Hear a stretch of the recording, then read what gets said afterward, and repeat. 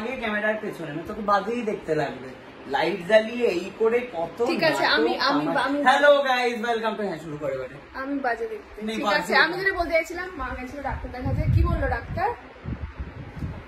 Doctor তো বলে দেখে না ওরকম ভাবে। হ্যাঁ ঠিক আছে ঠিক আছে, হ্যাঁ কিছু হয়নি, হ্যাঁ ঠিক আছে ঠিক আছে, হ্যাঁ। আচ্ছা, তো যাই হোক, তার মানে মা সুস্থ আছে। ঠিক আছে, যাই হোক, এটা সবথেকে ভালো। বলছি মাথাটা যে ঘুরছে সেটা হচ্ছে কানের প্লেনে উঠলে মার একটা সমস্যা হয়।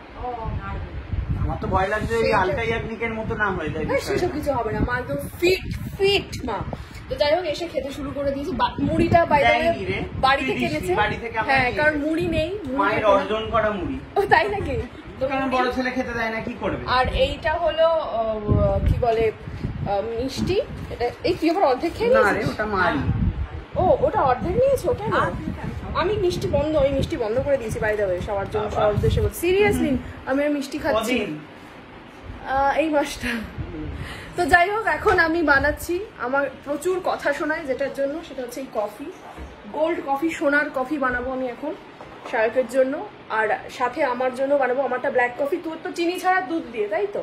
ঠিক আছে, এবার তাহলে আমি বানাই। তো বানাতে শুরু করে দিয়েছে, আপনারা দেখতেই পাচ্ছেন। 24 ক্যারেট গোল্ড দিয়ে কফি। ঠিক আছে, কতটা দেবো দেখ। এটা তো তোর নিজের ওপর, তুই তাহলে রেসিপি কি হলি, তাহলে আমিও বানিয়ে নিতে পারি। কথা নয়, তোর আবার কম বেশি ব্যাপার আছে না, সোনা কম বেশি হয়ে যাবে। দিয়ে দিলাম কফি। তুই ইয়ে খাস তো, কড়া খাস তো, তাই না? মা দেখছো, মা জন্মদিনে যা গহনা পেয়েছে, ওর মায়ের বা তোমার কারোর গয়নাই পড়ে না গো, বেঁচে দিয়েছে বোধহয়। ইয়েস, বেচে দিয়ে আমি এই কফি কিনেছি তোর জন্য। তোর গয়না বেচে আমি কফি কিনেছি। সেটাই তো। হ্যাঁ, উল্টে বলতে পারিস আমি যত্ন করে রেখেছি, ঠিক আছে, যাতে সবসময় পরে নষ্ট না হয়ে যায়।